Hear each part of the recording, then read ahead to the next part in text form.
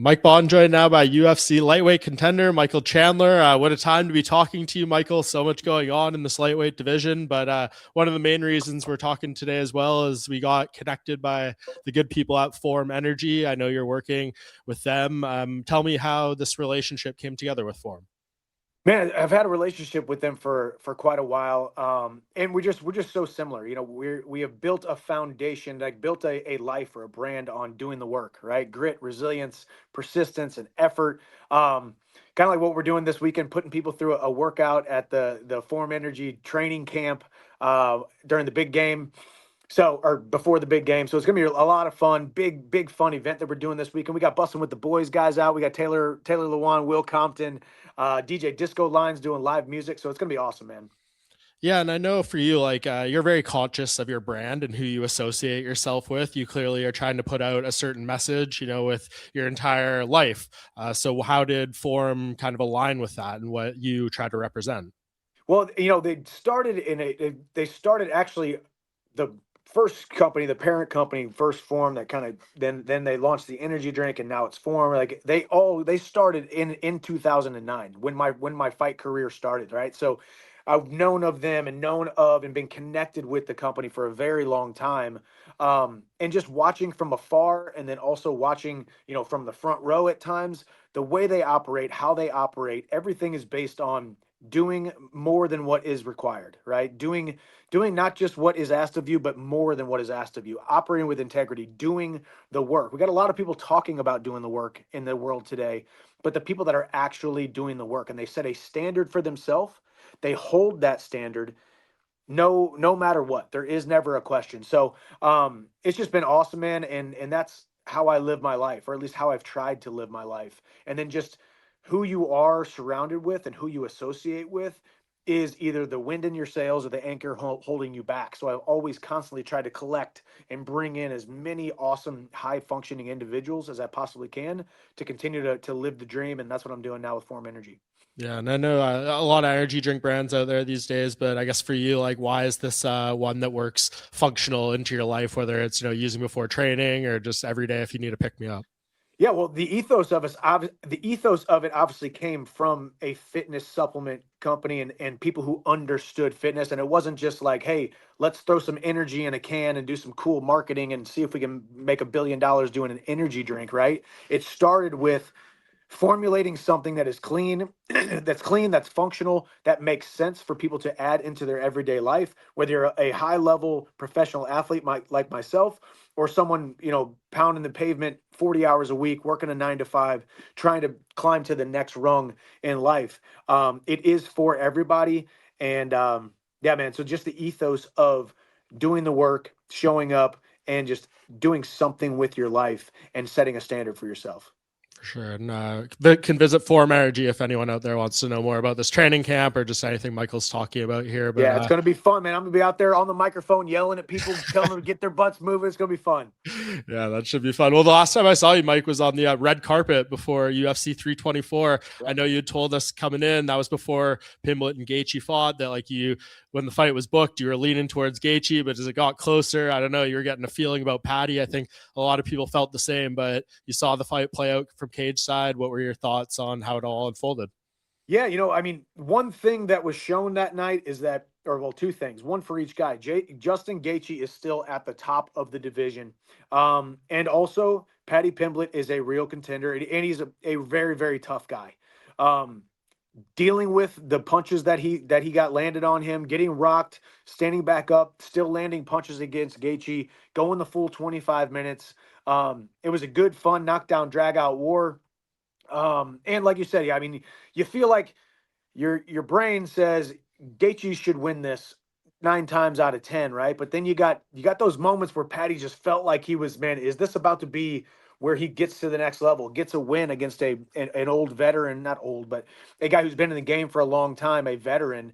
But he at least went out there and showed how tough he is. Definitely. What do you think of Justin against Ilya now? Do you give him much of a chance there? A lot of people seem to be doubting him a lot already. Well, it is tough. The way I describe it is like I do think there's been some people say, oh, it was kind of a sloppier fight, or there was some other stuff happening. It wasn't as technical. I think Justin Gaethje is more technical versus a more technical opponent. You know, Mhm. Paddy has this very unpredictable, herky jerky, kind of awkward, weird style, which I think lends itself to both guys fighting a little bit more sloppy or a little bit more sporadic or chaotic than they normally would.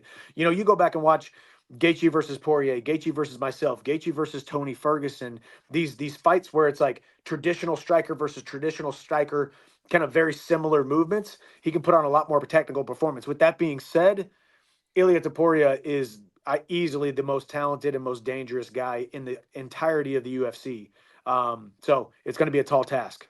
Yeah, it felt like Justin and Patty kind of knew the assignment there too, opening the Paramount era. And yeah, I don't know if Justin is going to be fighting like that every single time going forward. He Yeah, needs he'll to, be a little bit more cautious, which will be very good for Gaethje, man. Very yeah. good.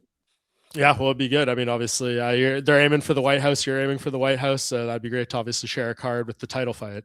Yeah, exactly. So we shall see how it plays out. Yeah, and, at 325 had some big lightweight fights too. What did you think of Rufi against Fiziev? Yeah, that was good. I mean, obviously, Fiziev is. I've trained with him down in Florida. He's one of the best Mhm. strikers I've ever trained with. You know, I just think Rufi's range and obviously just landing that one big punch was kind of the beginning of the end. But it was good for Rufi to get back in the win column, get his hand raised, and you know, we'll see what his future holds. Yeah, no, an interesting memory of this division. What about that co-main there with Benoit Saint Denis and Michael and Dan Hooker? Yeah, I mean, it's always hard to see Dan not get his hand raised. Dan is a fan favorite. We all love Dan. But obviously BSD went out there, rose to the challenge, and got a dominant finish, man. He really did look dominant from beginning to end and weathered that kind of early storm that Dan put on him. And yeah, man, some interesting fights coming up in the lightweight division, and maybe one of them happen at the White House. We'll see. Yeah, well, the next big one is obviously Holloway versus Oliveira at UFC 326. This BMF title fight. Who do you think leaves with that BMF belt? I got my eye on that one, man, because Yeah. I think Max gets the win. I do. I think Max gets the win. I think Oliveira is coming off of a pretty devastating knockout and turned around real quick, jumped into another training camp.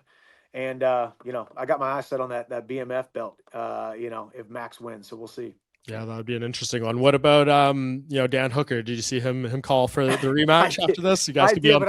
but I saw him do that after another fight. Like it's almost like he makes these funny call outs that maybe he's serious, maybe he's not. And then he kind of makes fun of himself talking about being on the prelims and stuff. So he's a character, man. If you don't like Dan Hooker, I don't know if you like MMA. Yeah, I mean, for you, it feels like you're going to be open to anything. I mean, I don't know, Michael. The more we learn about Connor's side of things here, I feel like this fight maybe not happening between you two there. It has less to do with you and probably more to do with him and his situation. Is that maybe, I don't know, making you more okay or digest this better to seem like he has a lot to figure out before he even gets back in the cage? Yeah, never has anything to do with me, man. I'm the most reliable, most professional man in mixed martial arts, maybe in the history of mixed martial arts. So when I sign my name to a dotted line, I show up and do the work every single day. With that being said, there's still some hope there that maybe that fight happens. We shall see. But you know, we're having some conversations, and either way, I will be on the White House lawn June 14th. Nice. Yeah. So I know you're not going to announce it here or anything, but Dana was very clear, like the matchmaking was going to start last week. Have you been involved in at least conversations since that point? Conversations have been had, but you know, we'll see. We'll see how it all plays out, Mike. Yeah. And you're open to anyone. I feel like Yeah, you just want to fight on that card. yeah, man. So we'll see. And what would that mean? Would that be you've won some big fights? It doesn't matter who the guy is, but like, can you think of what that moment can be like? I mean, President Trump is out there saying all crazy things about 100,000 people. It's going to be insane and unique and one of a kind. Walking out from the Oval Office, can you even fathom and picture this moment yet? Not really, man. It is historic, and it's a one of one type of event. Not, it will never happen again. Could never happen again, probably. So, it's cool, man. It's a bright future. It's a really cool event. It's America's 250th anniversary, so I'm excited about that. So we'll get the matchup set. We'll sign a contract. We'll get our date set. I've already kind of started laying the foundation of a training camp, and I need to start laying the foundation of the visualization of what this thing's going to look like. Because the problem is we don't know what the heck it's going to look like. It's going to be a brand new venue, a brand new everything. So I've never fought with the smell of grass clippings. So we'll see. I gotta get some grass and start sniffing some grass to get my mind ready. We'll leave it at that, Mike. I really appreciate your time. We'll catch up soon, and best of luck landing a fight on this card. We can't wait for the announcement. You got it. Thanks, Mike. Appreciate you, man.